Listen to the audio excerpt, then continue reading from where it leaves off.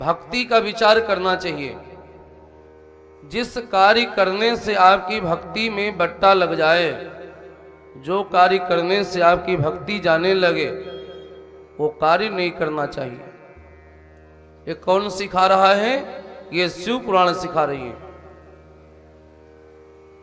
भगवान शंकर ने विचार किया कि सीता जी हमारी माता समान है, क्योंकि राम जी मेरे इष्ट हैं, और सती जी पत्नी है। पत्नी माता के भेष को धारण कर चुकी हैं। अच्छा, अगर भेष को धारण की थी, अगर हमने ना जाना होता तो बात भी अलग थी। अब मैंने जान लिया है। अब यदि प्रेम करूंगा तो भक्ति चली जाएगी, क्योंकि दोनों लोगों का व्यवहार अलग अलग होता है, माता का अलग और पत्नी का अलग।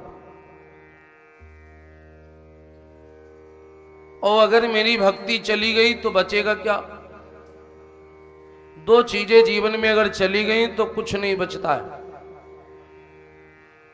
अन्य चीजें अगर जीवन में जाती हैं तो समझ लो समथिंग समथिंग, मतलब कुछ चीजें गई, कुछ है, सब नहीं गया। धन गया तो ये ना समझो सब नष्ट हो गया, नहीं। आप दोबारा कमा सकते हो। मेहनत करो, संघर्ष करो, फिर धन आ जाएगा आपके पास। शरीर अगर छीण हुआ है तो इससे डॉक्टर को दिखाओ, दवा ले लो, औषधि शरीर को दो, शरीर का ख्याल रखो, खान पान का विचार रखो, फिर से स्वस्थ हो जाओगे, शरीर फिर आ जाएगा लौट के। लेकिन कहते हैं भक्ति और चरित्र, ये दो चीजें जाएंगी, फिर पुनः बार बार नहीं आएंगी। इसलिए इन दो चीजों में कभी रिस्क नहीं लेना चाहिए। ये कौन सिखा रहा है? भगवान शंकर सिखा रहे हैं। ये दो चीजों में कभी रिस्क नहीं लेना चाहिए। जहां पर आपको लगे कि आपका चरित्र जा रहा है, वहीं पर ठहर जाइए।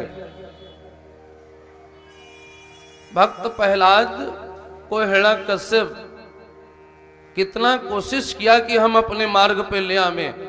भक्त प्रहलाद ने सोचा कि मेरा चरित्र ये नहीं कहता कि मैं गलत मार्ग पे जाऊं, तो नहीं गए। भगवान शिव जानते हैं भक्ति जाएगी तो चरित्र भी जाएगा।